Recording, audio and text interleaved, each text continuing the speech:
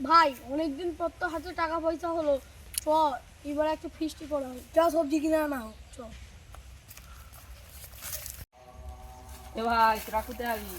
মাতালকে রাখতে। কেন? ফিস্টি হবে, তুই কি করবি? আমার কাছে তো পয়সা করি নেই, যা লাগবে খরচ দিয়ে দিয়ে দেবো। ঠিক আছে। এ মাতাল, মাতাল, এ মাতাল, ওই চ চ একে চেক দে লিয়ে চ চ চ একে চাগা চ।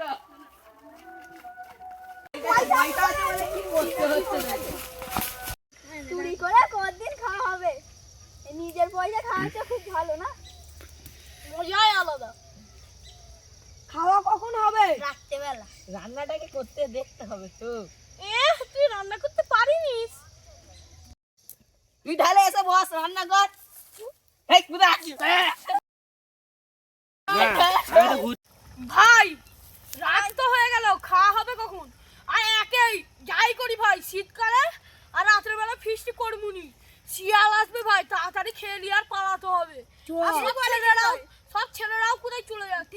ঠিক আছে, তাড়াতাড়ি খেয়ে নিয়ে হবে। আমি জানুন দিদি।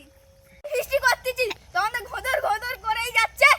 ভাই ওটা ঘোদর ঘোদর করে না রে, ওটা ফুটতেছে। আমার হাত যেন পুরো ঝন ঝন করতে, তুই একটু লাগতো। হ্যাঁ দে। এই ছেলেটা কি করতে বলতিনি? ততক্ষণ ধরে খালি খিচুড়িতে কি সব দিচ্ছে?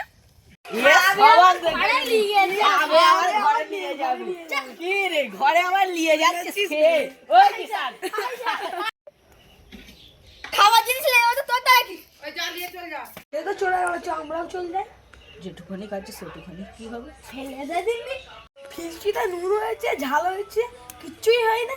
কে করেছে দেখতে হবে তো। তুই করেছিস বলেই তো এরকম হয়েছে। তোদেরকে রাধার ছিল নি, রেঁধে দিয়েছি, তোদের ভাগ্য ভালো। তোর থেকে আমরা ভালো রেঁধে দিতে পারতাম। ঠিক বলছিস ভাই। আর জীবনে তোদের রেঁধে দুগুনি। যা দিলি তুই এখান থেকে।